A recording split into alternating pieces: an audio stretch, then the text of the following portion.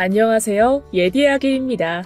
옛 이야기의 사연을 여러분들에게 읽어드릴 DJ 유진입니다. 구독과 좋아요는 채널 운영에 큰 힘이 됩니다. 꼭 부탁드리며 저는 여러분들의 댓글도 많이 읽고 있으니 댓글도 많은 참여 부탁드립니다. 그럼 오늘의 사연 바로 시작할게요. 벌써 세상을 60년이 훌쩍 넘게 살았는데도 인생의 의미가 무엇인지 잘 모르겠다는 생각이 듭니다. 어릴 때는 어른들이 무엇이든 잘 알고 있을 거라고 생각했어요. 막상 성인이 되는 나이를 지나고 나서야 나이만 먹는다고 뭐든 알게 되는 게 아니란 걸 알았죠. 20대에는 30대가 그렇게 멀게만 보였고 30대엔 40대가 40대엔 50대가 그래도 뭔가 깊이가 다르고 삶의 태도가 다를 거라고 생각하곤 했습니다. 그런데 참 허무하게도 막상 그 나이가 되어보면 제가 생각했던 것과는 달리 아는 것도 할 수 있는 것도 부족하더군요. 무엇보다 마음대로 세상이 사라지지 않는다는 게 가장 큰 좌절감이었죠. 저는 정해진 운명이니 팔자니 그런 것들을 믿지 않는 편입니다. 그러나 어느 순간부터는 그런 것들을 차라리 있다고 생각하고 이 모든 게 내 팔자려니 생각하는 게 마음이 편하기도 하더군요. 그렇게 팔자 타령이라도 하지 않으면 모든 것이 다 제 잘못인 것 같아서 도저히 견딜 수 없는 순간들도 많았기 때문입니다. 전 23세 남편을 만나 결혼했어요. 꼬맹이 시절에야 23이면 다 큰 어른이고 시집도 가는 나이니 굉장히 지혜롭겠다 싶었지만 막상 그 나이에 시집을 가고 보니 현실은 제 환상과는 너무나도 달랐습니다. 지금 생각해보면 너무나도 젊고 어린 나이였는데 이미 시집을 갔으니 어디에 하소연도 못하고 그냥 결혼 생활이 그런 것이겠거니 하고 어렴풋이 짐작하는 방법밖엔 없었어요. 시집간 첫날부터 남편의 손찌검은 시작되었죠. 수시로 이어지는 남편의 폭력에 저는 속수무책으로 당할 수밖에 없었습니다. 술만 들어갔다 하면 어김없이 폭력으로 이어지는 남편의 술버릇을 알았더라면 아무리 좋은 자리라 하더라도 절대 결혼하지 않았을 겁니다. 그런데 당시에는 뭘 알았겠어요. 이미 남의 집 식구가 된 이상 출가 외인인 제가 다시 친정에 돌아가는 건 상상할 수도 없는 일이었죠. 그렇게 버티고 버텨내던 저는 딸아이를 낳게 되었습니다. 자식이 생기면 그나마 남편의 폭력이 덜해질 거라고 믿었습니다. 하지만 남편을 자극하는 또 다른 빌미를 주게 되었더군요. 어디서 계집애를 낳아놓고 유세를 떨 생각을 해? 건방진 것. 아들이라도 하나 낳아놓고 고개를 빳빳이 들던가. 뭘 잘했다고 대들길.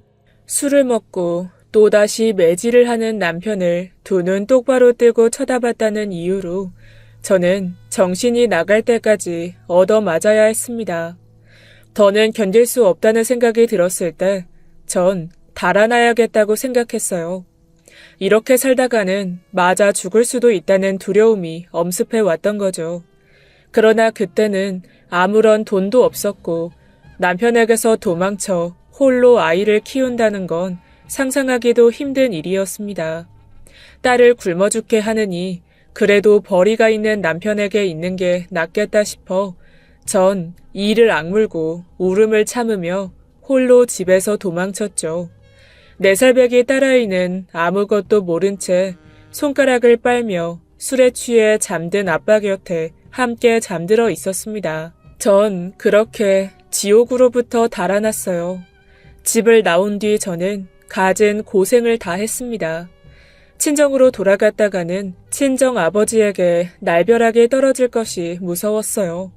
그보다 더 무서운 건 분명히 저를 다시 남편에게 돌려보내는 것이 두려웠죠.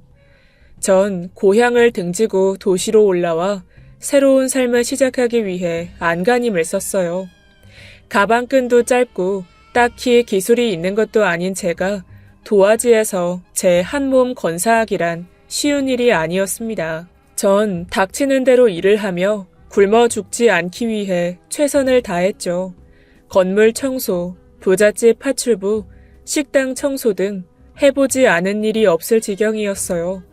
그렇게 일해서 조금씩 돈도 모으고 생활도 안정이 되어갈 무렵 전 집에서 달아난 지 3년이 지났다는 걸 알고는 딸에 대한 그리움이 사무쳤습니다. 그냥 맞아 죽는 한이 있더라도 딸 얼굴은 한 번은 봐야겠다는 생각이 들었어요. 집으로 돌아간 저는 담벼락 밑에 숨어 집안을 몰래 들여다보았죠. 제가 있던 자리에는 이미 새로운 여자가 들어와 살고 있었습니다. 엄마, 나 사탕 먹어도 돼? 아직 안 돼. 너 밥 먹기 전에 사탕 먹었다간 엄마한테 혼난다. 여느 모녀가 그러하듯 자연스럽게 재롱을 떨고 으름장을 놓는 모습이 보였어요. 딸아이는 그 여자가 자신의 엄마라고 아는 듯 했습니다. 두 사람의 모습을 보고 있노라니 뭐라 설명할 수 없는 감정이 밀려오는 것을 느꼈습니다.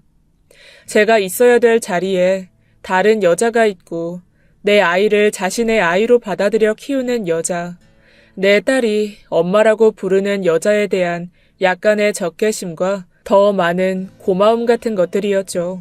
버리듯 떠나온 내 딸이 제대로 된 보살핌조차 받지 못하고 저보다 더 힘든 삶을 살고 있을까봐 얼마나 걱정했던죠. 그런데 그런 제 딸을 알뜰살뜰 보살펴주고 있는 여자를 보자 안도하면서도 한편으로는 부럽고 샘나는 마음도 없지 않았습니다. 그때 저는 이 집이 달아나고 싶은 지옥일 뿐이었는데 그 여자는 편안한 안식처인 것처럼 몸도 마음도 평온해 보였어요. 솔직히 아이의 새엄마는 폭력을 전혀 당하지 않은 사람처럼 보여서 왜 나한테만 그랬던 건가 하는 의구심이 들었던 것도 사실입니다. 남편에 대한 원망스러운 마음이 한 번 더 밀려 올라오더라고요. 전 다시 한번 아이를 바라보았습니다. 너무나도 예쁘게 자라는 딸, 당장이라도 이름을 부르며 달려가 안아보고 싶었어요. 그때 집에 귀가하던 남편이 담벼락 밑에 있는 저를 발견하고는 제 팔을 잡아 끌어 골목 바깥쪽으로 데려갔습니다. 여기서 지금 뭐 하는 거야? 저는 깜짝 놀랐지만 아이까지 놀랄까봐 조용한 목소리로 대답했죠. 우리 나영이 얼굴 한 번만 보고 가면 안 돼요? 그래도 내 딸인데 한번 안아보고라도 갈게요. 이런 정신 나간 여자를 봤나? 자식 새끼 내팽개치고 바람 들어서 집 나간 주제에 어딜 감히 애를 보겠다는 거야? 애 가슴에 대목 박을 일 있어? 내가 무슨 바람이 들어서 나갔다 그래요? 당신이 나한테 어떻게 했는지 몰라서 그래요? 그래, 내가 너한테 어떻게 했다고 치자. 몇 년 만에 불쑥 나타나서 애만 보여달라는 게 이게 제정신 박힌 애 엄마가 할 짓이냐? 나영이 지금 새엄마가 지 엄마인 줄 알고 잘만 살고 있어. 네가 나타나서 친엄마니 뭐니 하면 나영이가 어떻게 될 것 같아? 애한테 혼란만 줄 뿐이야. 그냥 가. 다시는 우리 앞에 나타나지 말고. 저는 더 이상 아무런 말도 하지 못하고 그대로 물러날 수밖에 없었어요. 무엇보다 하나뿐인 딸이 저렇게 예쁘게 잘 자라고 있는데 딸에게 상처 줄 행동을 하는 건 정말 더 큰 죄를 짓는 거라고 생각했기 때문이죠. 그렇게 저는 딸을 2번 버리고 등을 돌린 채 그 집을 떠났습니다. 다시 돌아온 저는 제정신이 아니었어요. 차라리 보러 가지 말걸. 그랬을까 싶을 만큼 7살이 된 딸은 귀엽고 사랑스러웠습니다. 힘들어도 버텼어야 했구나 싶은 생각이 들어 가슴을 치기도 했죠. 그러나 이미 다 지나가 버린 일을 되돌릴 수는 없었어요. 저는 딸아이를 잊기 위해서라도 미친 듯이 일을 하게 되었죠. 정말 여자가 할 수 있는 일 중에서 술 따르는 일만 빼면 안 해본 일이 없을 정도였습니다. 그러다가 당시 서울과 수도권 여기저기에 불어닥친 아파트 건설 바람으로 저는 공사장을 쫓아다니며 한바집 주방에서 일하게 되었어요. 다행히 손맛이 좋아서 손님들에게 칭찬을 많이 받고 공사장 한바집 일거리가 밀려있을 정도로 인기가 좋았습니다. 그렇게 한바집 일을 따라다니며 하다가 모아둔 돈으로 공사장마다 한바집을 차려 직접 운영하기에 이르렀죠. 보통 1년 반에서 2년 정도 걸리는 것이 아파트 공사이다 보니 한번 자리를 잡으면 돈 버는 데는 크게 어려움이 없었어요. 다른 한바집보다 음식도 맛있고 양도 푸짐하다고 소문이 나서 제 한바집은 늘 인산인해를 이루었죠. 그러면서 공사장 현장의 소장과 친해지게 되었어요. 다른 지역에 공사를 맡게 되었는데 그쪽에도 한바집을 내달라고 권유하더군요. 옮긴 지역에서도 돈을 꽤 벌게 되었어요. 제가 모은 돈이 꽤 된다는 걸 안 소장은 공사장 인근 어디가 유명한지를 알려주며 땅을 사놓으라고 말하더군요. 여기가 정말 금싸라기 땅인데 몇 년 있다가 재개발된다는 정보 있어요. 벌어놓은 돈도 많을 텐데 땅에다 투자하는 게 제일 낫답니다. 제가 뭐 그런 쪽으로 아는 게 있나요? 무식한 사람이 괜히 남의 말만 듣고 뛰어들었다가 잘못되면 어떡해요. 이거 다른 사람들한테 제가 잘 알려주지도 않는 정보예요. 나도 일가친척 돈 다 끌어가 살 수 있는 땅만큼 다 사뒀어요. 그래요? 정말 그 정보가 믿을 만한 정보일까요? 국토부에 있는 지인이 극소수 사람들한테만 알려준 정보예요. 속을 일 없으니까 그냥 믿고 한번 투자해 보시라니까요. 딱히 큰 돈을 쓸 데도 없던 저는 망설이다 소장의 말대로 그 땅을 사버렸어요. 그게 나중에 그렇게 더 큰 돈으로 돌아올지 그때 저는 상상도 못했었죠. 저는 돈 버는 일, 그리고 딸을 걱정하고 그리워하는 일로 제 삶을 꾸려 나갔습니다. 하나뿐인 딸은 예쁘고 사랑스럽게 자라나고 있었어요. 도저히 보지 않고는 살아갈 자신이 없더군요. 그렇게 정신없이 일하는 중간중간 저는 가끔씩 딸을 몰래 보러 가곤 했습니다. 딸은 하루가 다르게 커갔죠. 되도록 남편의 눈에 띄지 않으려 아주 먼 발치에서 볼 수밖에 없었지만 그래도 쑥쑥 자라는 딸의 의젓한 모습에 늘 마음이 뭉클하곤 했었습니다. 시간이라는 녀석은 언제나 붙잡으려고 하면 쏜살같이 도망가고 포기하려고 하면 제 곁에부터 끈질기게 하루하루를 재촉하더군요. 무심하리만치 빠르게 시간이 흘러갔습니다. 제가 집을 떠나온 지도 어언 30년이 훌쩍 넘어가고 있었어요. 한바집을 처음 시작한 것이 30대 초반이었는데 어느덧 제 나이가 50대가 되고야 말았습니다. 4살, 7살 배기 꼬마였던 딸은 쑥쑥 자라 29이라는 나이에 시집을 갔습니다. 남편은 딸아이의 결혼조차 알려주지 않았어요. 가끔 제가 보내주는 용돈을 요긴하게 받아쓰던 시누이가 알려준 정보였죠. 언니, 나영이 시집 간다는 소리 오빠한테 못 들었죠? 우리 딸이 시집을 가요? 정말요? 얼마나 좋은 남자 만났는지 동네에 소문이 자자해요. 하기야, 우리 나영이가 좀 예쁘죠. 야무지고 똑똑한 건 두말할 나위도 없고. 시댁 쪽에서 우리 나영이를 엄청나게 좋아하는 모양이에요. 걔가 보통 애예요. 누가 봐도 좋아하지 않는 게 이상한 애지. 시누이도 하나뿐인 조카가 사랑스러웠는지 좋은 집안으로 시집을 잘 가게 되었다는 사실에 입이 귀에 걸려 있었어요. 전 남편을 떠나온 이후에도 종종 시누이와 연락을 하고 지냈습니다. 당시 시누이는 형편이 몹시 어려웠는데 남편이 새로 만난 여자와는 사이가 좋지 않았던 모양입니다. 하나뿐인 오빠에게 손을 벌리고 싶은데 새 올케는 그런 면에서 굉장히 단호했던 것이죠. 전 하나뿐인 딸의 정보를 얻고 싶은 마음에 남편 모르게 해달라며 시누이에게 부탁해 딸의 정보를 듣게 되었어요. 종종 넉넉한 액수의 용돈을 보내면서 말이에요. 시누이는 남편과 제가 결혼해서 살 때 제가 얼마나 고생하면서 살았는지 잘 알고 있던 터라 저에 대한 반감이 심하지 않았어요. 무엇보다 새 올케가 마음에 들지 않았던 탓도 컸겠죠. 저는 제가 떠나지 않고 끝까지 버텼더라면 내 딸 결혼식 혼주석에 다른 여자가 아니라 제가 앉아 있었으리란 생각으로 몹시 가슴이 아팠습니다. 그래도 어쩌겠어요. 이미 지나간 일은 지나가 버린 것을요. 제가 짊어져야 할 죄의 무게인걸요. 전 결혼식장에 가야 하는지 말아야 하는지 도무지 판단이 서지 않았어요. 그래도 마음을 고쳐 먹었죠. 하나뿐인 딸의 결혼식마저 못 본다면 평생 두고두고 후회할 것만 같았거든요.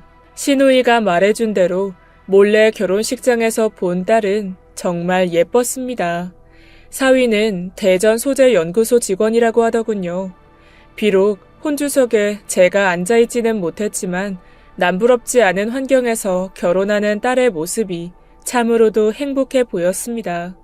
시누이의 말을 통해 딸의 신혼집 위치를 알게 된 저는 이사를 하기 위해 부동산을 정리했어요. 오래전 현장 소장이 사놓으라고 했던 땅값이 엄청나게 올라 시세로 몇십억 수준이 되었던 겁니다. 전 어마어마한 돈을 보고 놀라지 않을 수 없었어요. 전 그 돈을 함부로 쓸 수가 없었습니다. 남은 돈을 전부 적금에 넣고 딸 집에서 5분 거리에 집을 얻었죠. 내 몸 하나 누일 정도의 작은 집이었습니다. 가끔이라도 우연히 딸을 볼 수 있기를 바라는 마음이었어요. 실제로도 거리에서 마주친 적도 4-4번 있었죠. 얼마나 설렜는지 모릅니다. 종종 몰래 딸 집 근처를 서성이다 나오는 딸을 보고 숨은 적도 있었어요. 세월은 참으로도 무심하게도 흘러만 갔습니다. 딸은 이듬해 자기를 쏙 빼닮은 딸아이를 낳았죠. 여전히 딸은 저에게 어린애에 불과한 것처럼 생각이 들었는데 애가 애를 낳았구나 싶어 무척 가슴이 먹먹하더군요. 당장이라도 달려가 딸과 손녀딸을 꼭 끌어안아 보고 싶은 마음뿐이었어요. 그러나 어디에도 제가 설 자리는 없었습니다. 전 그냥 멀찌감치해서 나영이의 손녀딸이 외출할 때마다 그 모습을 지켜보는 걸로 만족했습니다. 더 이상 무엇을 바랄까 싶었어요. 비로소 손녀딸이 4살쯤 되었을 때 전 그 어린 손주를 보며 가슴이 찢어지도록 아팠습니다. 제가 딸아이를 떠났을 때가 그 아이 나이 딱 그 정도 됐을 때였으니까요. 전 딸아이가 저와는 다른 인생을 살고 있다는 것만으로도 기쁘고 행복했어요.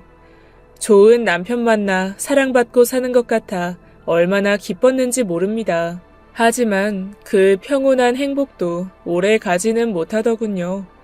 이듬해 남편이 폐암에 걸렸다는 소식을 듣게 되었어요. 가슴이 먹먹하더군요. 저에게는 늘 두렵고 무섭기만 한 남편이었는데 그래도 딸에게는 괜찮은 아빠였는지 딸은 남편을 자주 찾아가 면회를 하는 모양이었습니다.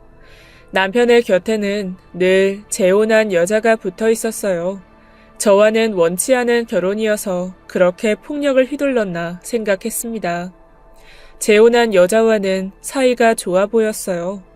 저는 남편을 떠나온 뒤 쫓아다니는 남자가 없었던 건 아니었지만 자식 버린 여자가 새로 남자를 만나는 게 옳을까 싶어 늘 마다하곤 했었어요. 지독히 외로웠던 제 인생에 비하면 그래도 남편은 마음 맞는 사람 만나 살아본 것이 참 좋았겠다 싶은 생각도 들었습니다. 그러나 폐암에 걸려 세상을 등지기에는 너무나도 아까운 나이였어요. 제 나이 57, 남편 나이 62이었으니까요.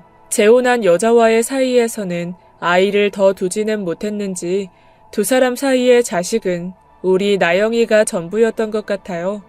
딸과 결혼한 사위가 아들 노릇을 대신하고 있는지 남편의 병간호를 어떻게 해야 할지도 가족들과 함께 의논하는 듯 하더군요. 남편이 폐암에 걸렸다는 이야기를 들은 뒤 저는 시누이를 따로 만났어요. 늘 적지 않은 돈을 보내주는 제게 고맙다는 말 외엔 다른 감정을 잘 드러내지 않던 시누이가 그날은 어쩐 일인지 눈물을 펑펑 쏟더군요. 그래도 하나뿐인 오빠인데 큰 병에 걸렸다고 하니 충격을 심하게 받은 것 같았어요. 우리 오빠 불쌍해서 어떡해요? 평생 우리 아버지한테 고통만 당하고 살았어요. 언니 도망치고 나서 폐인처럼 살다가 새 올케 만나서 그래도 좀 번듯하게 사나 싶었는데 딸내미 시집 보내고 근사한 사위도 얻었는데 이렇게 그냥 가면 너무 억울하잖아요. 시누이는 눈물을 펑펑 쏟으며 울더군요.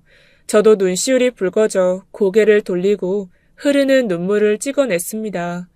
저에게는 아무리 모진 남편이었다고는 하나 그래도 세상 살만한 가치가 있는 사람이었습니다. 우리 나영이한테는 하나뿐인 아빠이고 제가 아니긴 하지만 누군가의 하나뿐인 남편이니까요. 전 큰 키에 90kg이 넘던 남편이 50kg까지 체중이 줄었다는 시누이의 이야기를 듣고 한 번은 만나러 가야겠다고 생각했어요.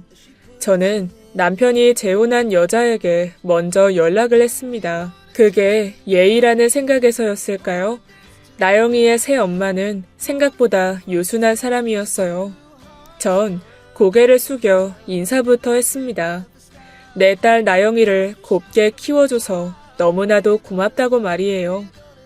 여자는 한동안 말이 없었어요. 시한부 선고를 받은 남편이 하루하루 쇠약해져 가고 있는데 밥이 목구멍으로 넘어가겠어요. 예전에 봤던 모습보다 훨씬 더 살이 빠져 있었고 몰골이 말이 아니었습니다. 우리 나영이 잘 키워줘서 정말 고맙습니다. 항상 감사하게 생각하고 있어요. 나영이 두고 집 나간 거 후회 많이 했는데 가끔 먼발치에서 보러 가면 우리 나영이한테 참 살갑고 다정하게 대해주시더라고요. 제대로 인사도 한번 못했는데 이제야 만나네요. 여자는 저의 공손한 태도에 경계심을 많이 풀었는지 표정이 한결 수그러들었어요. 나영이가 친엄마를 정말 많이 닮았네요. 저도 나영이만한 딸이 있었는데 병으로 앞서 보낸 터라 나영이가 남의 애 같지 않았어요.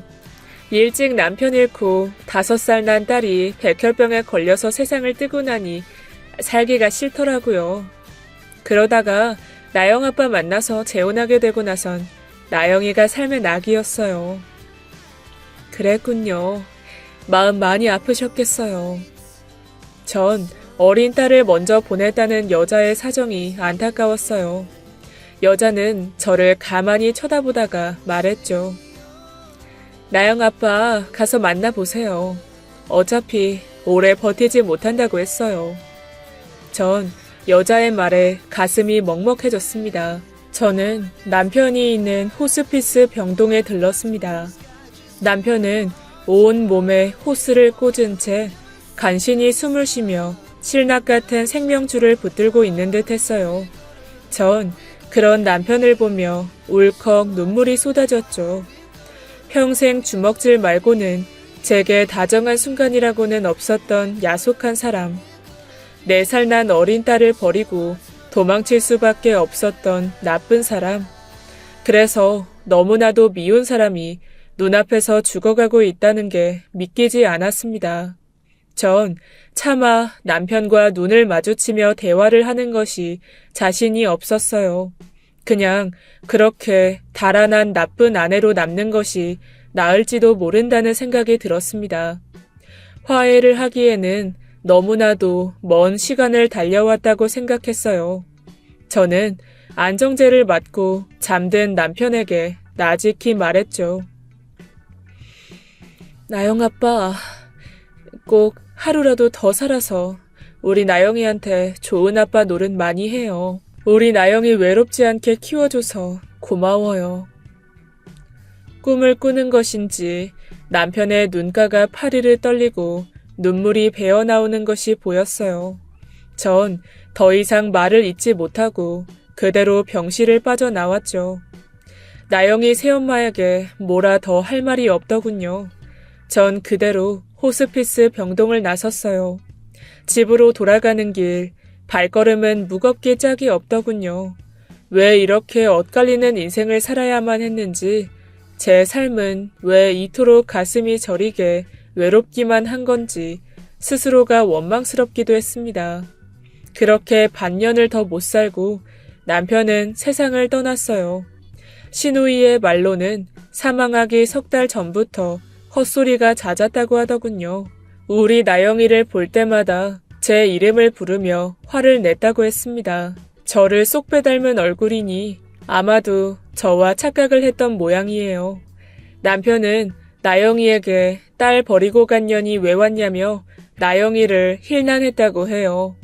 나영이는 처음엔 그저 헛것을 보는 것이라고 생각했지만 같은 헛소리가 계속되자 너무 이상했던지 새엄마를 최근에 무슨 일인지를 물었다고 합니다. 아니다, 모른다. 부인하던 새엄마도 결국 사실을 말해줄 수밖에 없었다고 하더군요. 나영아, 사실은 내가 네 진짜 엄마가 아니야. 네 진짜 엄마는 따로 있단다. 네가 4살 됐을 때 친엄마가 집을 나가셨다고 해. 그게 무슨 말이에요, 엄마? 엄마가 내 친엄마가 아니라니? 그게 도대체 무슨 말이냐고요? 딸은 그렇게 새엄마에게 따져 물었지만 여자는 더 이상 아무것도 말해주지 못했죠. 딸은 자기 인생의 비밀을 알았다는 것만으로도 충분히 혼란스러웠을 거예요. 그런데다 하나뿐인 아빠까지 사경을 헤매고 있으니 얼마나 가슴이 아팠을까요? 딸은 어느 날 제 아빠 곁에 앉아 제 이야기를 했다고 합니다. 아빠, 왜 그러셨어요? 저한테 말씀해 주실 수도 있었잖아요. 미안하다 나영아.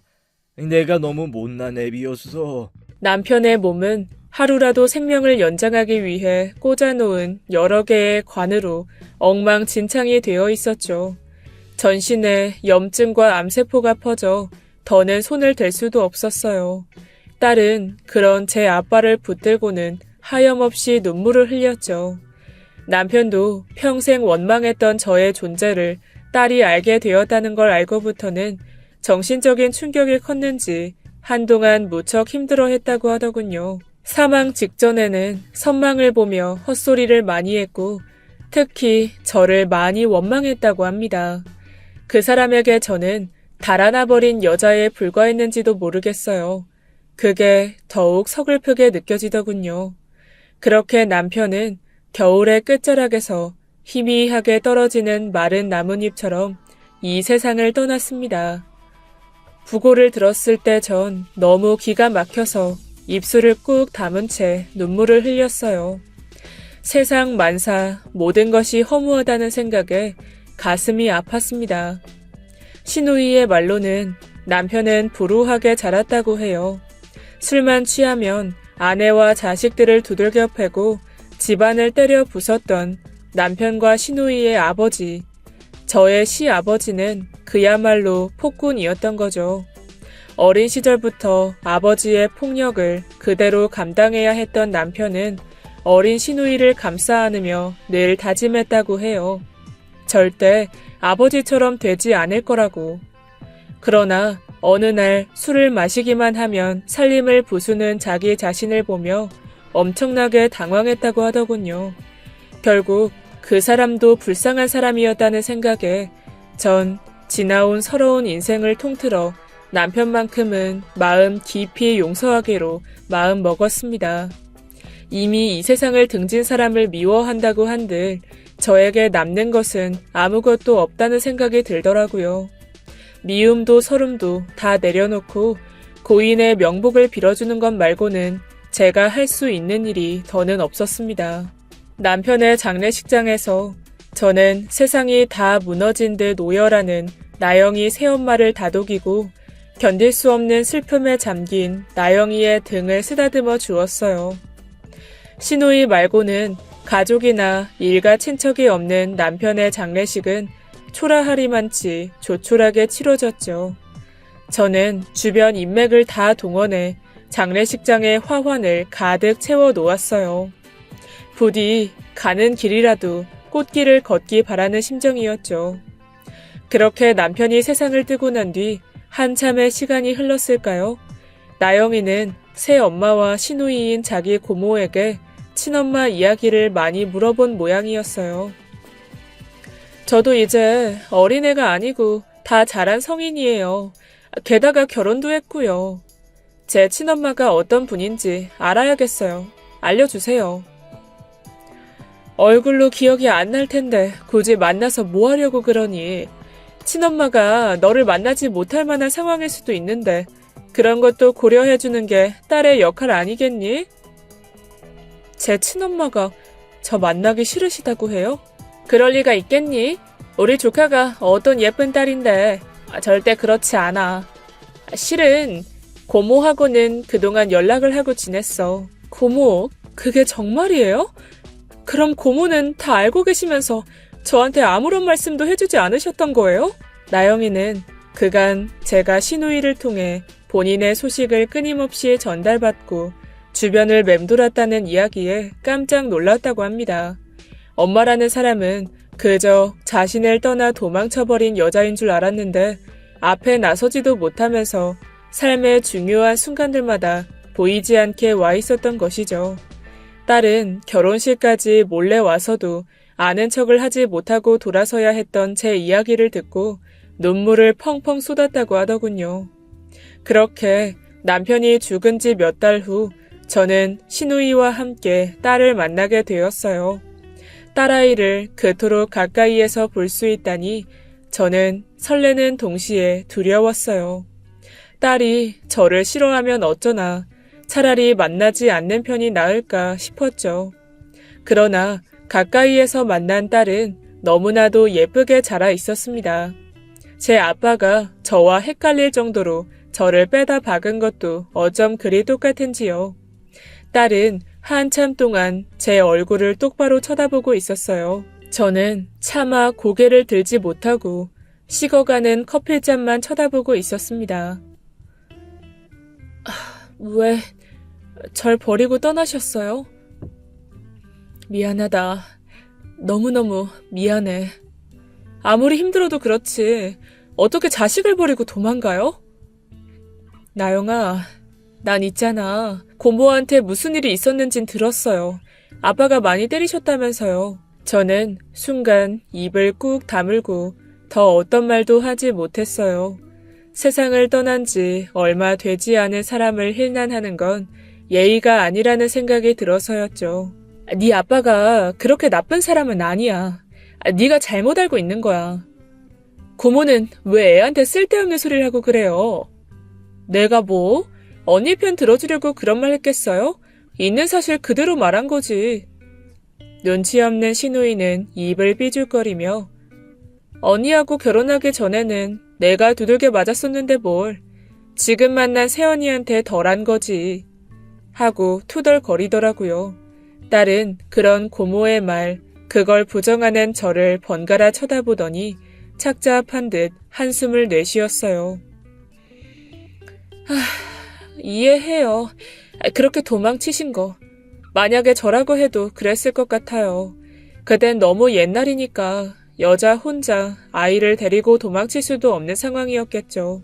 저는 더 이상 아무 말도 하지 못한 채 딸의 눈치만 살필 수밖에 없었어요. 그렇게 우리는 셋이 마주 앉아 뜨거운 커피가 차갑게 식을 때까지 이렇다 할 대화도 제대로 나누지 못한 채 눈치만 보다가 일어섰습니다. 딸은 끝까지 제게 엄마라고 부르지 않더군요. 전 그게 못내 서운했지만 어쩔 수 없는 일이라는 걸 잘 알고 있었어요. 이후 한 달에 한 번 정도는 딸에게 전화가 왔죠. 그때마다 너무나도 고마웠어요. 돈이라도 원 없이 주고 싶었지만 딸은 완강히 거부하더군요. 아무것도 해줄 수 없는 것이 너무나도 안타까웠지만 딸의 고집을 꺾을 수는 없었어요. 딸은 마치 그간 본인 곁에서 떠나 있었던 세월을 돈으로 메울 생각 말라는 뜻인 것 같았어요. 그래도 제 마음은 그게 아닌지라 시누이를 통해서라도 소소한 용돈이라도 주고 싶었습니다. 그러나 그마저도 눈치 빠른 딸이 시누이가 주는 돈이라면 한사코 거부하는 탓에 제대로 용돈 한번 줄 수가 없었죠. 그렇게 3년이라는 세월이 흘렀어요. 60세가 되는 생일날 딸이 처음으로 제게 선물을 해주더군요. 어찌나 눈물이 나던지요. 예쁘게 포장된 고운 빛깔의 스카프와 단정한 모양의 단화. 제 발 사이즈는 어떻게 알았는지 맞춘 것 마냥 발에 꼭 맞더라고요. 여전히 저를 엄마라고 부르지는 않았지만 우리 모녀의 사이가 예전보다 훨씬 더 가까워진 기분이었습니다. 생일날 저는 딸아이와 단둘이 저녁 식사를 마치고 집으로 타박타박 걸어왔어요. 5분 거리에 있는 저희 집을 딸도 잘 알고 있었어요. 딸은 제게 살면서 거리를 좁혀오며 한 발자국 가까이 함께 걸었죠. 모처럼 날씨가 맑아 밤하늘이 깨끗하고 선명하게 보였어요. 드문드문 빛나는 별들이 우리를 굽어보고 있었습니다. 딸은 한참을 머뭇거리는 듯 하더니 차분한 어조로 입을 열었어요. 그거 아세요? 우리가 보는 별들은 모두 과거의 것이래요. 응? 별들? 네, 지구로부터 가까이 또는 멀리 떨어져 있는 별들 말이에요. 빛이 이동하는 단위를 보통 광년으로 표시하는데 지금 밤하늘에 보이는 별의 빛도 다 적게는 몇백 몇천 년, 많게는 몇만 몇억 광년의 거리를 달려온 별의 빛들이래요. 그럼 저 하늘에 빛나는 별들이 과거의 별이라는 거니? 네, 전부 과거의 별 상태를 우리가 이제야 보고 있는 거죠. 넌 어디서 그런 걸 다 배웠니? 난 들어도 무슨 말인지 잘 모르겠구나. 그냥 텔레비전에서 봤어요. 교육방송 같은 곳에서요. 저 하늘의 별들에게 그런 사연이 있는지는 몰랐네. 저는 신기한 듯 하늘을 올려다보며 별을 눈으로 찾았고 딸은 그런 저를 담담한 표정으로 바라보고 있었어요. 한때는 마음의 거리가 너무 멀어서 과거만 생각했던 것 같아요. 과거의 저를 버리고 떠난 그 생각만 자꾸 하면서 원망하는 마음만 컸어요. 전 고개를 돌리고 딸을 바라보았습니다. 이제는 현실을 좀 볼 때도 되지 않았나 싶어요. 전 이내 그것이 저를 두고 하는 이야기였다는 걸 알았습니다. 저와 마음의 거리를 많이 뒀던 딸이 제 과거의 잘못만 생각했다는 뜻이었죠. 여전히 엄마라고 부르지는 않았지만 저는 딸과 저의 거리가 많이 가까워진 것을 느꼈어요. 그게 어찌나 행복하던지요. 사랑하는 딸을 위해서 뭔가 해줄 수 있는 게 없을까 늘 궁리하고 고민했죠. 이제 생일 선물도 받는 엄마가 되었으니 저도 뭔가 해준다고 해도 마냥 싫다고만 하지는 않을 것 같았어요. 그런 생각에 들떠있던 어느 날 저는 믿지 못할 소식을 들었습니다. 전화를 건 사람은 딸의 새엄마였어요. 목이 꽉 잠겨 있었죠. 전 직감적으로 뭔가 안 좋은 일이 생겼다는 걸 느꼈습니다. 나영이가 암에 걸렸대요. 하늘이 무너지는 기분이었습니다. 유방암에 걸린 딸은 2기 판정을 받았어요. 딸의 새엄마, 고모, 남편 할 것 없이 모두가 충격에 주저앉았죠. 그러나 저는 주저앉을 수가 없었어요. 어떻게든 딸을 위해서 뭐라도 해야 했으니까요. 다행히 수술을 받으면 좋아질 수 있다는 긍정적인 이야기를 들었어요. 더 늦게 발견했으면 큰 문제가 될 수 있었는데 다행이라고들 하더군요. 수술과 가슴 재건 등 해야 할 일들이 많았어요.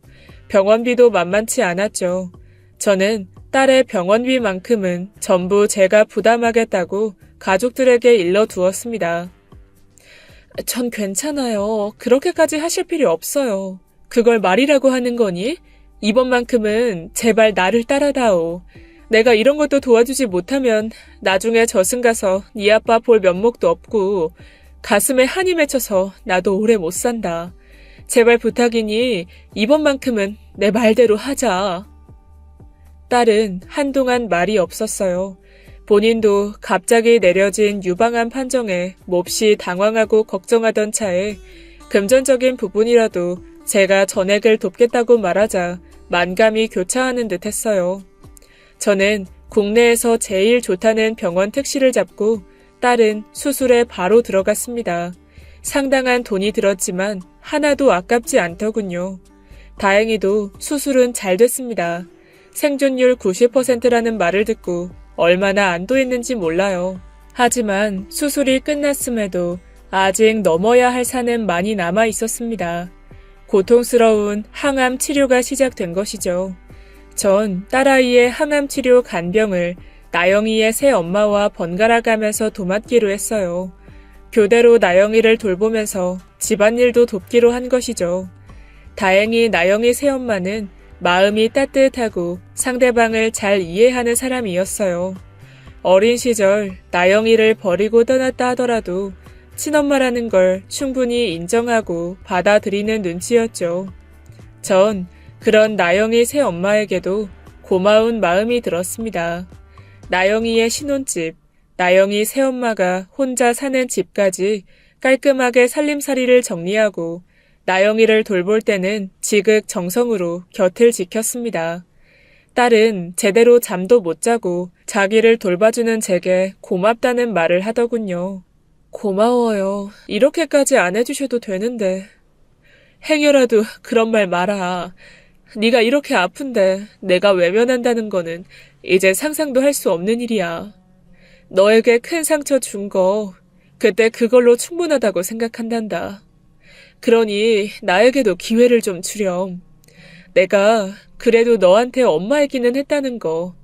나도 한 번은 할 도리를 하고 가야 죽을 때 편하게 눈 감을 수 있지 않겠니? 딸은 조용히 고개를 끄덕이더니 이내 온몸이 아픈지 사지를 뒤틀었어요. 항암 치료를 하면서 구토 증상 때문에 뭘 제대로 먹지 못해서 기력이 쇠하고 있었죠. 전 딸을 위해서라면 뭐라도 할 준비가 얼마든지 되어 있었어요. 항암 치료가 2차까지 진행되자 딸의 머리카락은 한 움큼씩 빠지기 시작했습니다. 그 모습을 지켜보던 제 가슴은 구멍이 숭숭 뚫리는 느낌이었어요. 젊고 예쁜 내 딸이 어쩌다 이렇게 무서운 병에 걸려서 고통을 겪나 하는 생각에 잠도 오지 않았습니다.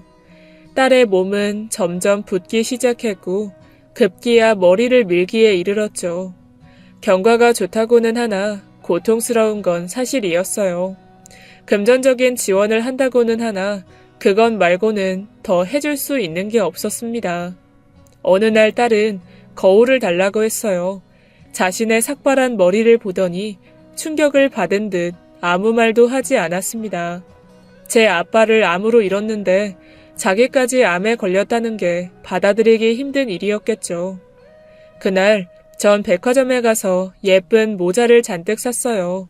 장꽃 무늬가 가득 담긴 머리 두건부터 포근하게 머리를 감싸줄 비니, 외출할 때 쓸만한 모자들을 종류별로 구입했죠. 그리고는 미용실에 들러 머리를 삭발해달라고 요청했습니다. 미용사가 당황하며 어쩔 줄 몰라 하더군요. 우리 딸이 암에 걸려서 항암 치료를 받고 있는데 최근에 머리를 밀었거든요. 미용사는 한동안 말이 없더니 가만히 고개를 끄덕이시고는 조심스레 제 머리를 밀어주었습니다. 한 가닥의 머리카락도 남기지 않은 채 모조리 머리를 밀어버린 뒤 저는 두건을 쓰고 딸에게 갔어요. 예쁜 모자가 많길래 몇 개 샀단다. 어때? 마음에 드니? 다 너무너무 예뻐요. 그런데 날도 춥지 않은데 왜 두건을 쓰셨어요? 전 방긋 웃고는 살며시 두건을 벗었죠. 깨끗이 밀어버린 제 머리를 보고는 딸은 몹시 놀라더군요. 세상에 너 혼자 남겨진 것 같을 때 널 사랑하는 사람이 있다는 걸 알아주면 좋겠어. 어때? 이상하니? 딸은 말없이 제 머리를 쳐다보더니 갑자기 울음을 터뜨리더군요.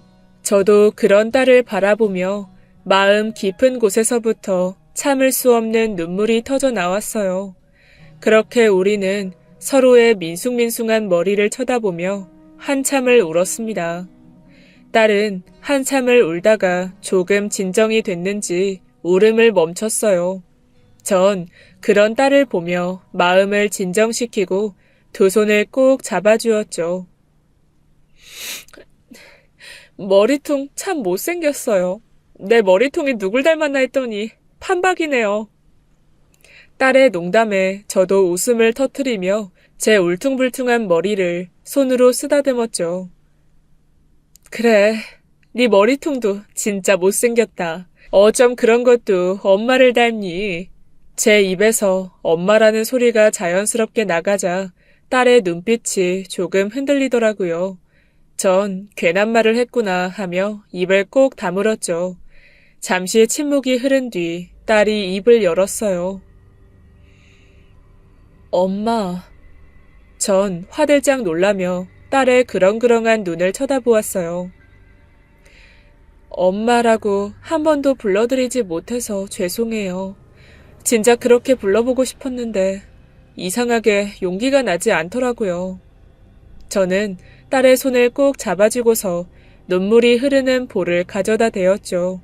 딸의 손은 앙상하게 뼈만 남아있었지만 제 볼을 어루어 만지는 손길은 따스했어요.